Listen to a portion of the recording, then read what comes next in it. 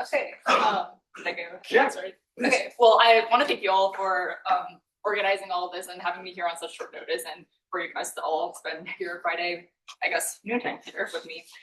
So today I'll be talking about some of my research I've done for my PhD, specifically on first principles modeling of transport in ultra-wide bandgap semiconductor in the low and high field regions. So to start off with, I don't think, sorry, hopefully I'm not lost being one, but I don't think ultra-wide bandgap semiconductors really need much of an introduction to this audience, but we'll just briefly cover useful applications for them. So ultra-wide bandgap semiconductors, or semiconductors with bandgaps wider than gallium nitride, are desirable for lots of different applications, such as power electronics, high frequency communications, and UV optoelectronics, right? Their wide bandgaps obviously corresponds to the UV energy wavelength. And then also in the case of power electronics and high frequency communications, their wide bandgap and correspondingly large critical electric fields makes them very suitable for these applications. In these materials, we are interested in getting good transport properties, right? Electronic transport is always important to basically any semiconductor device. Having good transport properties means you have high energy efficiency and low heat generation. Your transport properties are determined by lots of different microscopic mechanisms, such as your band structure, your different scattering processes, how easily your electrons move from energy to state to energy state. It's dependent on your band structure, and then how the kind of like resistance will meet in the material is determined by all the different scattering mechanisms that can impede their motion. So basically, all these microscopic mechanisms come together and give the measurable microscopic properties that we observe in experiments. So these quantities, such as conductivity or mobility, are all determined by these microscopic mechanisms. Specifically in ultra-wide bandgap semiconductors, getting good transport properties can be difficult. There's a general trend of wider bandgaps often meaning heavier effective masses, as can be seen on this plot of effective mass versus bandgap. And a heavier effective mass is usually bad for transport on like a variety of different levels. Heavier effective masses usually means worse mobility, because mobility is inversely proportional to your effective mass. It also means usually deeper dopants, because your ionization energy is proportional to your effective mass. And then similarly, that usually also means stronger polaron binding. So your electrons or holes can be strongly localized and much harder to conduct electricity. However, this is not always strictly true, right? There are exceptions to this rule, and there are ultra-wide bandgap semiconductors out there with good properties. So the question is, how do we find and identify and characterize these materials? So this is where first principles methods can really come in and help guide the field. So first principles electronic structure methods allow you to make predictive calculations that can guide and complement experiment. When we calculate these properties from first principles, we basically get the intrinsic upper limit of these transport properties in a material. We're not worrying about defects or other like sample impurities that might diminish our transport properties. We have exact control over the scattering mechanisms that we're accounting for. And that exact control also gives us insight into the underlying mechanisms that determine these properties, right? We can put in or take out different types of scattering mechanisms and see how they affect the transport properties we get out. So we know which ones are the limiting factors and which ones don't play as much of a role. And this is an example of like a review from my research group that shows that first principles calculations can really guide the discovery and characterization of these wide bandgap materials. And specifically, the methods we're using in our work is all either using density functional theory or something on top of density functional theory. So to just briefly introduce density functional theory, which I'm sure many of you have at least heard of, is basically a tractable approximation to the many body system of interacting electrons. It's very difficult to exactly describe the many electron wave function. So we basically use this density functional picture where we map it onto this like single particle approximation. And that basically allows us to calculate these properties without burning like a million compute hours. Well, we probably are burning a million compute hours, but it's at least possible. Yeah. So just to kind of briefly go over what the outline of the rest of the talk is, I'll briefly go over the specific methods we're using in this work. And then we'll have one section kind of looking at low field transport, specifically in this tin dioxide, aluminum nitride, and germanium tin dioxide alloys. And then the second section will be looking at transport in the high electric field regime, where we've developed a new method and validated it on silicon and gallium nitride. So yeah, starting with the methods. How do we describe charge transport from first principles? So the way we approach this problem is by using the charge distribution function, which we denote S in our work. So S basically gives you your electron occupation at your band N, momentum K, and time T. So if you had like some example band structure shown by the parabola, the blue curve is what your charge distribution function might look like in this material. And having your charge distribution function is very useful for being able to describe quantities such as the average energy or average velocity of your system. It's basically telling you, like, in general, where are your electrons in the system located in terms of energy and momentum space. So at equilibrium, if there's like no external fields applied to your material, the distribution function you should expect is just the equilibrium Fermi-Dirac distribution. So the occupation of every state would just be dependent on the energy of that state. However, you can imagine that if you apply some external force, such as an electric field, that might shift your distribution away from equilibrium into some new position and new shape. So the question then is how to find this distribution function that's been shifted away from equilibrium under whatever conditions you're interested in. To describe that, we use the Boltzmann transport equation, or the BTE for short. So the Boltzmann transport equation is a semi-classical equation that describes how your distribution function changes with time. And this is one form of the BTE. There's like lots of different forms depending on what effects you want to account for, but this is kind of what we're working with. So to kind of break it down term by term, basically the BTE tells you your change in occupation with respect to time. So your df/dt is the sum of just these two terms on the right-hand side.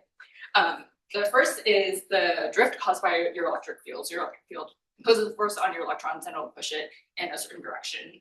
And the second term is your scattering term. So you're going to scatter out to or in from all your other states within your momentum energy space. So then that will also affect your occupations at a given time. And the different scattering mechanisms that we kind of look at throughout this presentation are listed here. So first, we always look at phonons because that is kind of the intrinsic limit within your material. Even if you have perfectly grown material with no defects, you're always going to have some amount of phonon scattering. And then we also look at charge defects because realistically, most semiconductors, we do need a dope, and the dopants introduce these ionized impurities that will also scatter your charge carriers. And then thirdly, this is obviously only relevant for some material systems, but in alloys specifically, basically random alloys have this disordered potential landscape, and that disorder will also scatter your electrons. So basically, in the calculation of the scattering term on the right-hand side, we basically want to sum together all the different scattering rates for whatever your scattering mechanisms of interest are. All the tools, or sorry, all the quantities that were in the BTE, such as electron energies, electron velocities, all these different scattering rates, we can get from these first principles tools. So just kind of briefly give credit to all the code packages that were used throughout this work. We're getting our electron and phonon energies from density functional theory and density functional perturbation theory. We apply GW corrections to the energies to address what some of you might be familiar with as the band gap problem of DFT, where DFT tends to underestimate insulating band gaps. And then lastly, we use Wang interpolation to calculate the electron phonon matrix balance on dense grids because you need very dense sampling grids to resolve all these different scattering processes. So Wang interpolation basically speeds up the calculation of all these different scattering matrix elements and makes the calculation a lot more tractable. First we'll look at some results in the low field transport regime. So to kind of, I guess, elaborate on what I mean when I say low field, at low electric fields, the response of your distribution is linear, as kind of indicated on the bottom part of this plot. This plot is in log-log scale, so the linearity of this relationship is indicated by the fact that the slope on this log-log plot is 1, so a linear power relationship. So then if the response of your distribution is linear, that means also the drift velocity, the average drift velocity of all the carriers in your system is also a linear function of your field. And this linearity actually means that we can solve a simpler version of the Boltzmann transport equation that I showed a few slides ago. And basically the simpler version is a bit easier to numerically work with. And then when we solve this simpler version, the quantity that we're interested in is the carrier mobility. So the carrier mobility can be defined in a few ways. It can be the conductivity over your carrier concentration, or it can be the derivative of your drift velocity with respect to electric field. And because of this linearity, for ease of basically the math, we take this derivative at the limit of zero electric field, which basically just makes the computation a lot easier. And basically the solution to this linearized Boltzmann transport equation is well established in code packages such as the UWBG, which is what we're using in this work. So the first material I actually looked at during my PhD is tin dioxide. So we were specifically looking at electron mobility in tin dioxide. Tin dioxide has a band gap of 3.6 eV. It's an N-type oxide that's used in a lot of different applications such as photovoltaics, sensors, transistors. Like I said, band gap or DFT has this band gap problem, but actually when we're interested in transport properties, we're not so much interested in the band gap specifically, but rather the curvature of the bands, because it's the curvature of the bands that's most important for transport. That informs like how easily your electrons move within your either conduction band for electrons or your valence band for holes. So like I mentioned before, DFT has this problem with describing the electron energies, as shown by the pink dotted lines. So we apply these GW corrections to get corrected band structures and therefore more accurate effective masses. And if we compare it to some previous theory and also previous experimental work, you can see that once you apply the GW corrections, you get much more effective masses and therefore more accurate band energies and band velocities when we're calculating all these transport properties. Yeah, like I said, with the GW theory, we get much better agreement with previous works. So then we kind of feel confident to go on and put all that work into solving the Boltzmann transport equation with these values. And here are some of the results we get. So like I said, with these first principles methods, we kind of have exact control over the different scattering mechanisms we want to include. So we can look at maybe just the impact of just the phonons and then just the ionized impurities and then put them together to get the total mobility. So what I've plotted here is the mobility as a function of temperatures. And you can see that as one might expect, as you go to higher and higher temperatures, the mobility is mostly dominated by the phonon scattering and not so much the ionized impurity scattering. We can also calculate the mobility as a function of carrier concentration, or in this case, which is equivalent to ionized impurity concentration in this case, since tin dioxide has usually very good ionization ratios. And here we look at the mobility in both the in-plane and out-of-plane directions, because in this rutile structure of tin dioxide, we do have different effective masses in these two different directions, which leads to these two different mobilities that we see. And then similarly to the case of temperature, as you go to higher carrier concentrations, you also get a decreasing mobility. But then obviously in this case, this decreasing mobility is because of the increased ionized impurity scattering. And for tin dioxide, since it is a pretty well-established material, we have a good amount of experimental data to compare to, which is what the colored boxes are. And you can see that we get a pretty good agreement, especially in the in-plane direction. So yeah, we can calculate the whole mobility and directly compare to experimental measurements for this material. We also look at aluminum nitride, which I think a lot of people in this room are probably familiar with. Aluminum nitride is an ultra-wide bandgap semiconductor with bandgap of 6.2 eV. But historically, it's been difficult to achieve high electron concentrations and high mobilities in N-type aluminum nitride. The donors tend to form these compensating DX centers, which then instead actually decreases your carrier concentration and introduces more scattering centers into your material. However, recently there's been a lot of progress in controllable N-type doping, where there's better control over the compensating defects and all the other dislocations that can also scatter your carriers. So with all this improvement in the synthesis of material, then correspondingly, we have been seeing reports of increasingly higher and higher mobilities. So then basically in this work, we're kind of curious to see what the upper limit of mobility in aluminum nitride is, like what are the highest mobilities we could hope to achieve. So this is a plot of the electron hole mobility in aluminum nitride as a function of dopant concentration. And to kind of address the fact that you don't always get full ionization in aluminum nitride, we kind of model these two different ionization cases. So the first is full ionization, where we assume the carrier concentration is equal to your ionized impurity concentration. So this is kind of like the ideal case where every dopant contributes a carrier. And that's shown in the blue dotted line. And then we also look at maybe the more realistic case of partial ionization, where your carrier concentration is actually less than your ionized impurity concentration. And that's represented by the orange line, where we basically fix the carrier concentration at 10 to the 15 per cubic centimeter. And then we increase the concentration of the ionized impurity scattering. And basically we can see that we get a good agreement with the experimental data, which are again shown in the colored boxes. But a lot of these experimental data points are at the higher dopant concentration end of the graph. And we can see that if you can get controlled doping at these very low dopant concentrations, you can actually get much higher mobilities than what's been reported so far. I acknowledge that I'm sure it's like easier for me as a computationalist to be like, oh yeah, just dope it lower. And I'm sure it's much harder for you guys to actually realize that in the lab, but hopefully this shows that aluminum nitride has like a lot of potential for high mobility that we haven't necessarily seen in the lab yet. So do I understand the triangles are experimental data points? Sorry, the squares. Oh, I see. Yeah. Okay. I was like, wow, this looks really good. Yeah.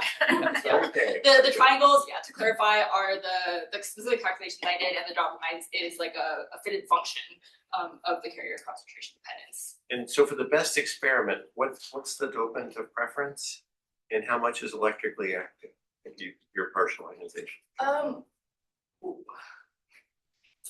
I believe it's silicon, and I'm not sure if I can't remember off the top of my head if what the ionization ratio is, but their carrier concentrations were around 10 to 15. Okay.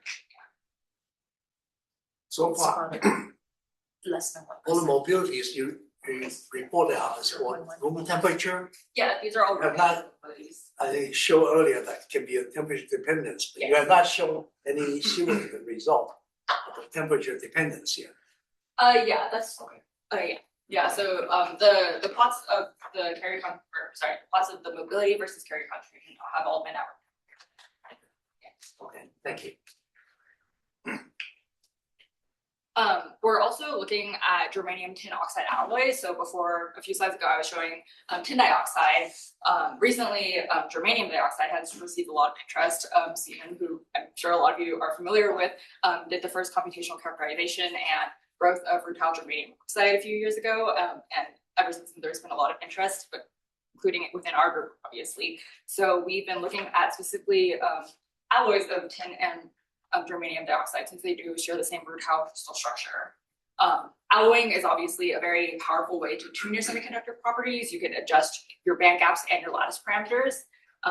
And the hope is that alloys of germanium dioxide and tin dioxide can leverage the very well-established existing infrastructure for growing and doping tin dioxide, but then also potentially leverage the ambipolar dopability that's been predicted for germanium dioxide, since tin dioxide can't be p-type dope, but maybe some alloy composition of the two can be. The question now then is, how does alloy disorder affect transport? Algan is probably a good example of this, where aluminum nitride and gallium nitride both have very good transport properties, but alloys of the two do have their mobility like significantly limited by the alloy disorder in the system. The way we model alloy scattering from first principles is basically we want to calculate the effective alloy scattering potential that the electrons or the holes see.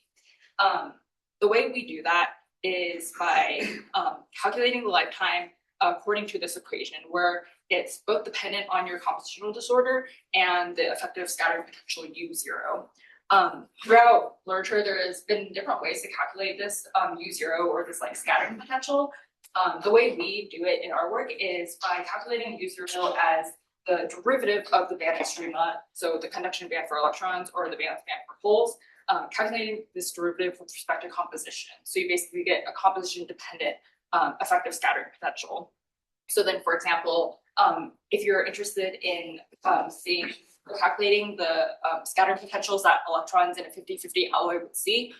You calculate that based on the derivative of your CBM with respect to composition at the 50-50 composition point. And then practically the way we do this across these different compositions is that we model these random alloys, and we basically do what's called a slab calculation, where we have a layer of the material and then vacuum, and we basically use the vacuum as the common reference point for aligning all these different energies.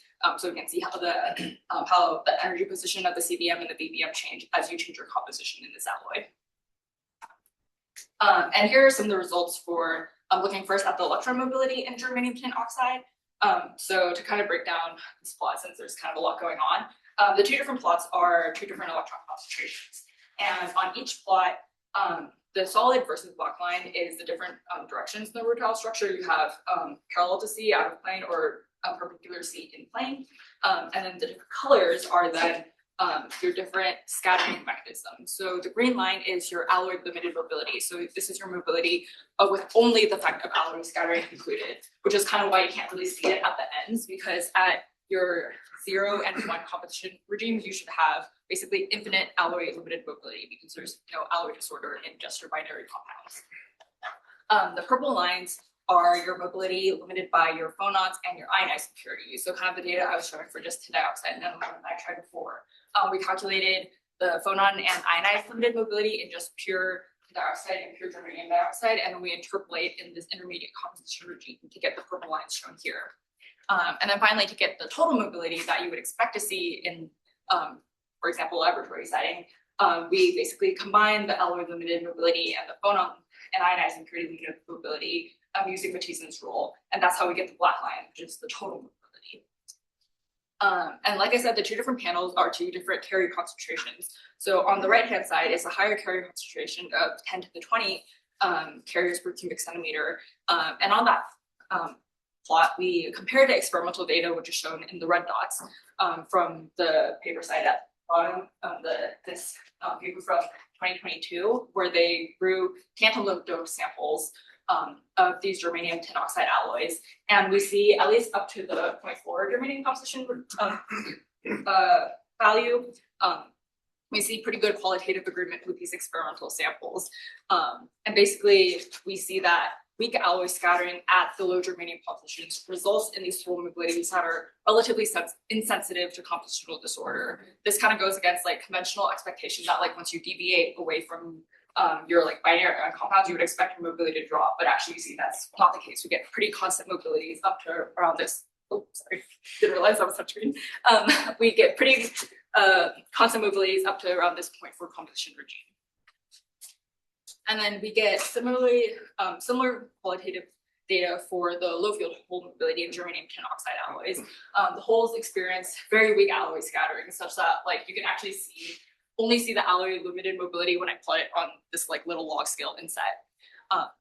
So basically the result is that your total mobility is only reduced by less than 15% from your mobility with only phonons and ionized impurities. So basically your alloy scattering does not really impact your mobility negatively much at all, which is very promising, especially for p-type materials.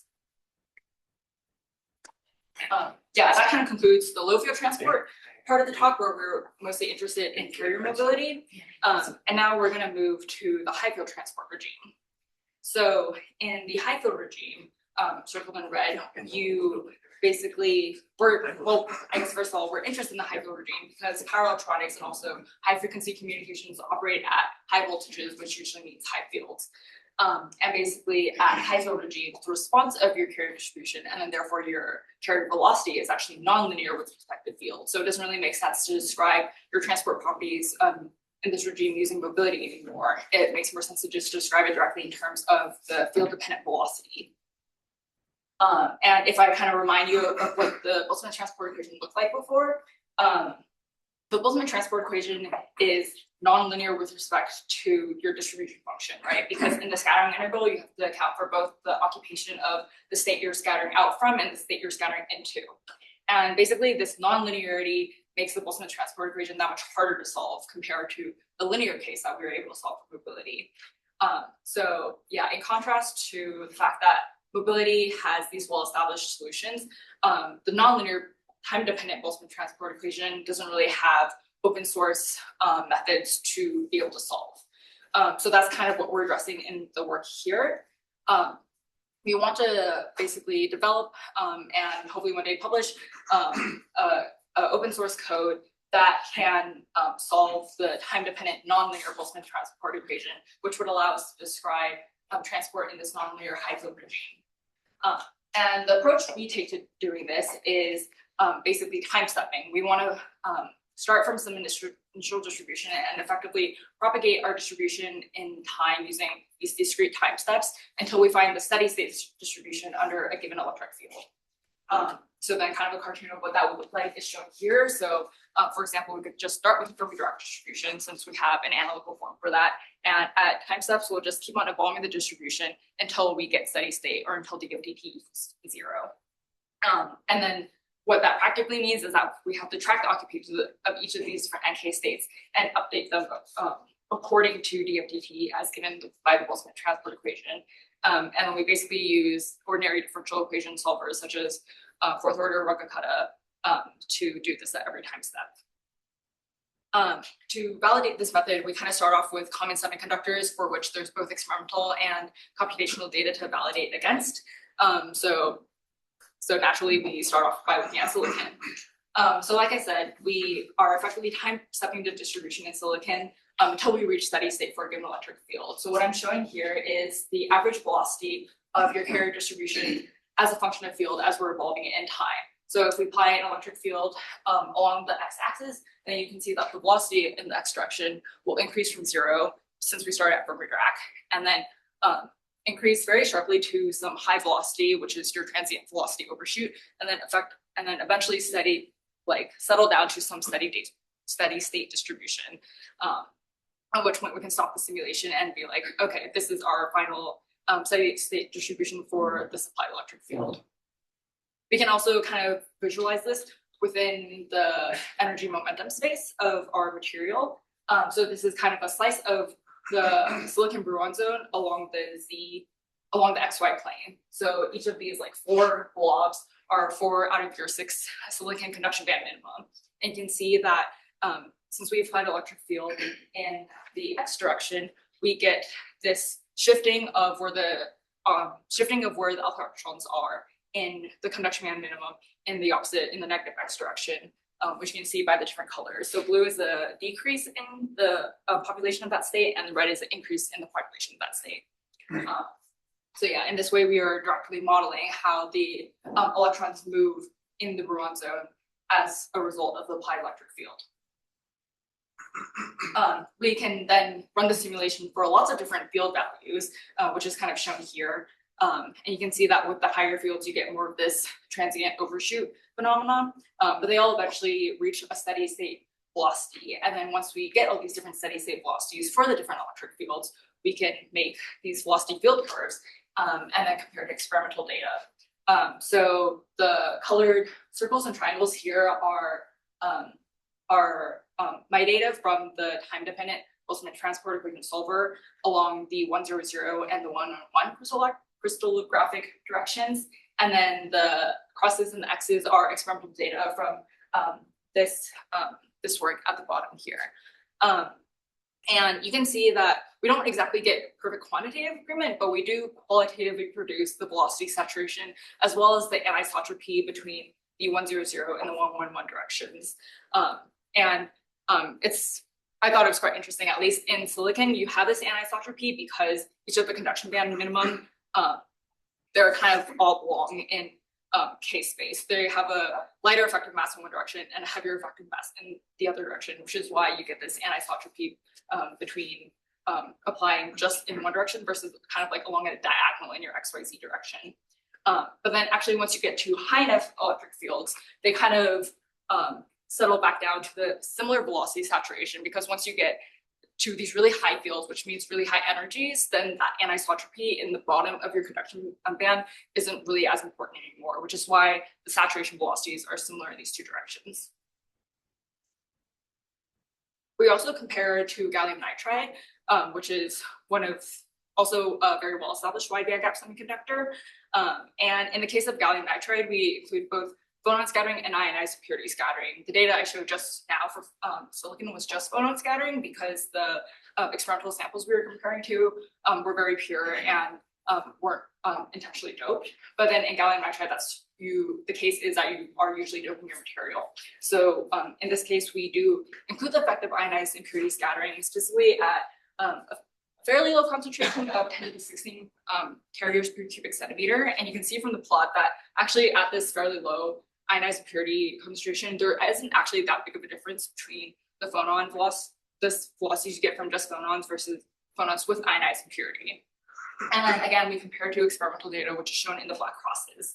And kind of similar to the silicon case, we don't exactly quantitatively reproduce the exact same velocities, but we do qualitatively get that similar velocity saturation effect. And actually, if we kind of compare the mobilities, which can be extracted from the slope of these velocity field curves, we get a pretty high mobility of about 1400 centimeters cubed per volt second, compared to the measured mobility from this experimental paper, which is only about 1000. One of the higher reported records of mobility in gallium nitride is from this paper of about nearly 1600.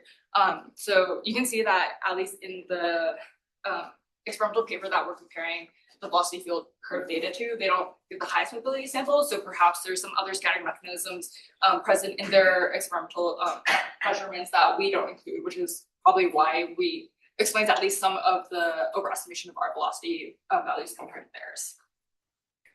Yeah, and then basically future directions that this work can go into is that we would definitely like to explore the transport properties of other wide/ultra wide bandgap semiconductors, such as germanium oxide and tin dioxide, or germanium oxide and alloys with tin dioxide.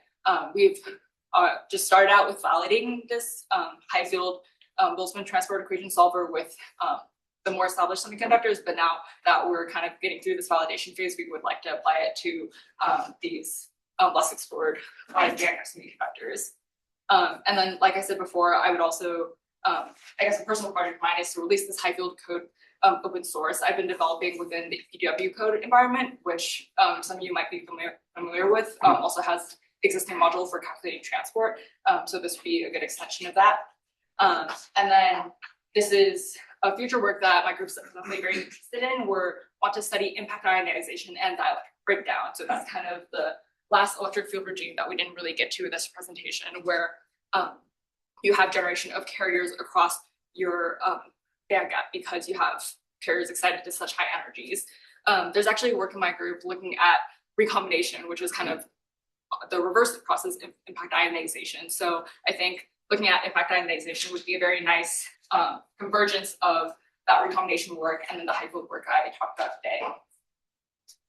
I guess next steps personally for me, I'm graduating soon. So after that, I will be starting a postdoc at the Naval Research Lab as part of the National Research Council, National Research Council research program. And I'll specifically be working on defects and dopings in wide bandgap and ultra wide bandgap semiconductors with Dr. Darshana. So very much looking forward to that. Yeah, in summary, first principles methods can be really powerful in giving these predictive calculations of the upper limit of transport in ultra wide bandgap semiconductors. It tells you what the intrinsic limits are and also gives you insight into the different scattering mechanisms that limit or maybe don't so much limit your mobility. And then we also showed in this presentation that we can extend that Boltzmann transport equation framework from only describing low field mobility to also describing the nonlinear high field regime. Yeah, I guess I want to thank all my funding sources for all this work. The NESCG Fellowship has supported me for a good part of my PhD program, and then the DOE has supported me for the other part. I was also lucky enough to spend a semester at Lawrence Berkeley National Lab as part of the DOE SCGSR program. And I want to also thank Doris for providing the many, many computational hours that went into all this work. And then also, obviously, all my very lovely collaborators who contributed a lot to all of this. And thank you all for your attention.